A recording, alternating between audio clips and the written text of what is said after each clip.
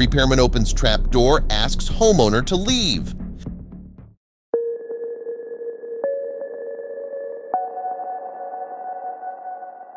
Who hasn't fantasized about finding a secret room in their home? Who hasn't dreamed of discovering riches that have been secreted away for centuries? However, most of us, after searching every nook and cranny, will never find anything. However, Simon did.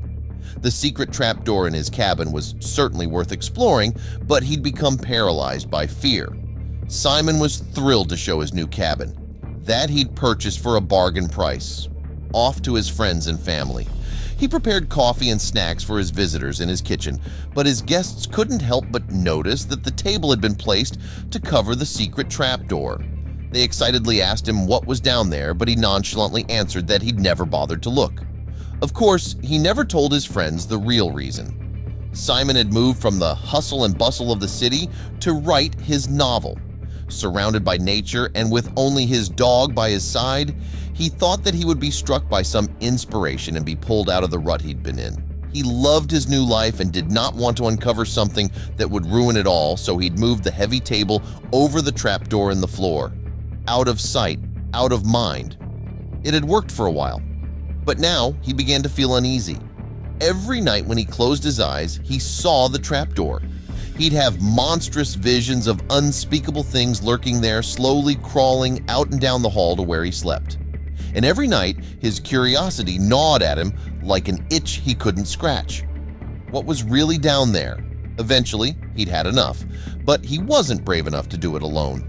Simon called a handyman named John to come out and open the trapdoor. But as soon as the handyman pried the door open, he regretted it. John the handyman propped the trapdoor open on its hinges and peered down into the darkness. He immediately noticed that the wooden slats underneath were completely rotten and decayed. The stench hit him first, and then he jumped back, cursing. Shining in the beam of the flashlight were hundreds of eyes staring back at him. The wood was crawling with them. There were venomous funnel weaver spiders everywhere. A bite from just one of these spiders can rot human flesh. But John forged on to explore further. The cellar beneath the floor smelled like damp and decay. The rusted ladder and damaged concrete around the hole indicated that the trapdoor hadn't been opened in years. The stench of mold and rusting iron combined with another smell that made John and Simon retch. With one hand over his mouth, John shone his flashlight inside once more to get a better look at what lay inside. Suddenly, he saw something scuttle into the shadows. Simon couldn't help but think of every frightening story he'd ever heard about the woodlands that surrounded them. Although Simon was frightened, the thought of killing spiders unnecessarily disturbed him. So, with John's help, the pair carefully removed the funnel spiders one by one and gently released them in the woods outside. Now that the spiders had been removed, their view was less obstructed.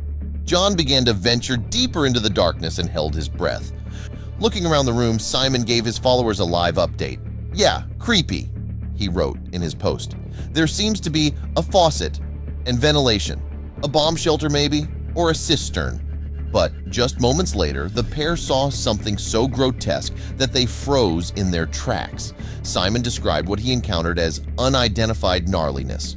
In the corner of the room, John's flashlight revealed the cause of the stench, a concrete trough filled with what looked like a gelatinous mass. The trough was big enough to hold a man, Simon noted with fright. The unidentified substance looked as though it had been there for years. But what was it? And what was it hiding? John tried to figure out exactly what the substance that was emitting the foul odor was, but all he knew was that it was organic, not chemical, and possibly alive. Simon surmised that it could be mold or fungus and tried not to think about the other horrendous possibility. Was it something far worse? John couldn't take any more. He scrabbled back up the ladder. He and Simon were petrified of whatever was down there. The men took a few moments to regain their composure, gulping mouthfuls of fresh air like drowning fish.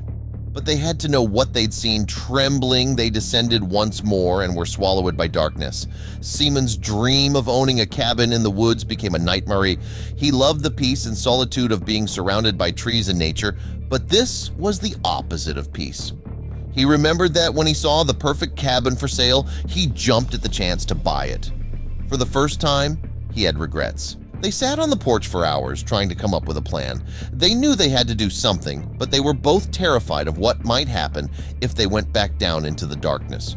In the end, they decided that they needed help. But who could they trust? Simon and John couldn't help but feel they were dealing with something completely foreign and unknown. They were terrified but knew they had to face the fungus head on. They needed severe assistance but needed help deciding which company to call. This was a life-or-death situation. They went back down to the basement to try and figure out a plan.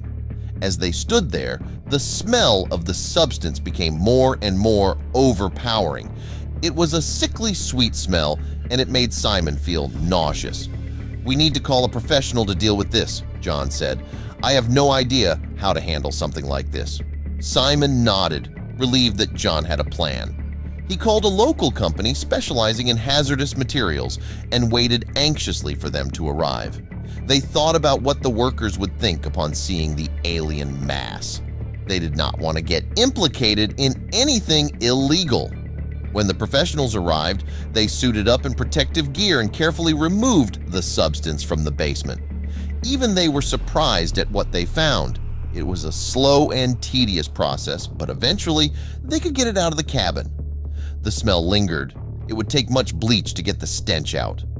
As they left, Simon and John were both relieved and grateful. Dealing with a foreign body like that had been a stressful and frightening experience, and they were glad it was finally over. The whole ordeal had taken its toll on the two. Now they had a real horror story to tell around the campfire. Life is full of ups and downs.